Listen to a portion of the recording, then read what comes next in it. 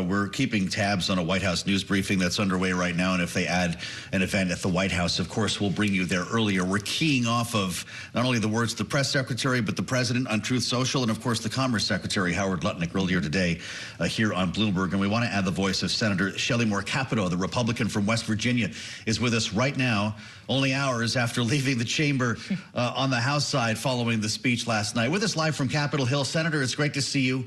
Welcome back. Do you have a sense of Donald Trump's policies when it comes to tariffs? Because they seem to be changing moment to moment, and it's been giving the market a bit of agita here. Do you know what the president wants to do with Canada and Mexico specifically?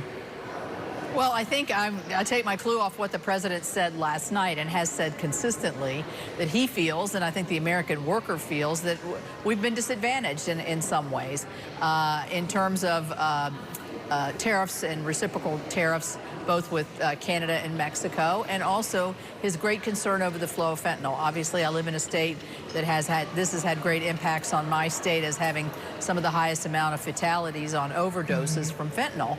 And so I think he's been very clear on that. I think where he still leaves himself wiggle room, and I think it's smart, we know he's a negotiator, is to use these tariffs as leverage points to either get more folks on the border, more law enforcement to prevent fentanyl, more fair reciprocal trade going across the border. And that's why I think you see the fluidity that you see over the last several days as to where everything's going to land. Well, the president last night, Senator, did say that there may be some disturbance because of these tariffs, but that he's okay with that at least. Should West Virginians be okay with any kind of economic disturbance that may result from these policies? What should they be willing to tolerate? Well, I think what the president knows and what I know from the last election is while the border played an enormous role, there's a debate whether the economy played a bigger role in what the voters decided that they wanted. Inflation was killing regular Americans at the grocery store. So I think if there is a very sensitive spot for every American, it's how much they're paying for regular goods and services. And so if the tariffs come in, and when they come in, and we see dramatic raises in whatever, energy prices or whatever it could be, food prices, you're going to hear a pretty loud outcry because it's just going to be compiling on top of what we already saw during the Biden administration. And so I think that's what the president was trying to say. Be patient, things will settle back down. And in the long run, I think he feels that will bring prices down and our dollars will go a lot farther. But I think he also left himself some wiggle room here to make sure that he can make adjustments and speaking with their governors or even talking to renegotiating the USMCA.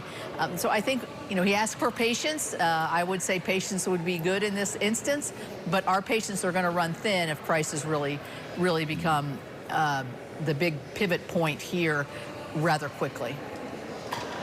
That's interesting. I wonder how much patience you have for the DOJ with some of the approaches that they're taking, Senator. A DOJ team reportedly visiting the U.S. Treasury Department facility in Parkersburg in your home state. Do you worry about their access and the protection of personal information?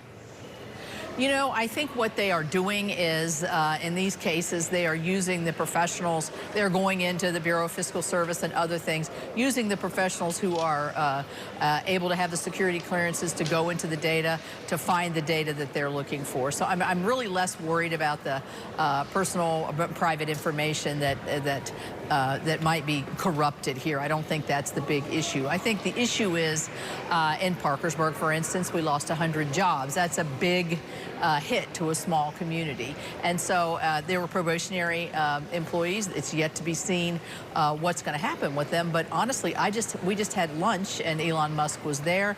And if you listen to him logically talk about some of the waste, fraud, and abuse that they found in systems such as Social Security, where 15 people are getting paid off the same number, or 15 checks are being sent off the same number, things that make total common sense, this is where I think DOJ has been extremely helpful and will continue to be, and even more so. Senator, finally, as you sit on the Appropriations Committee, keeping in mind we are now less than 10 days out from a potential government shutdown, where is progress, or is there progress toward a deal to avert that? Will there be enough Democrats in your chamber to make sure the lights stay on? Well, I think what's going to happen here is the House is going to pass something early in the week, a continuing resolution, it sounds like, to the end of the year. I think that if the Democrats here in the Senate do not join us as Republicans to pass something along that nature, they will be shutting down the government. And I think we know that's a road to nowhere, a disservice to every American. We've kind of been down this road before. It doesn't achieve anything. So I'm hoping we can get consensus, enough Democrats to work together so by the end of the week we're up and running. If it's just for a couple of weeks, but I hope it's to the end of the year. We should have dealt with this last year, but Senator Schumer did not even pick up one of our appropriations bills that we passed last year. All right, Senator, thank you so much for your time. Joining us live from Capitol Hill, Republican Senator Shelley Capito of West Virginia, as we deal with some breaking news on tariffs.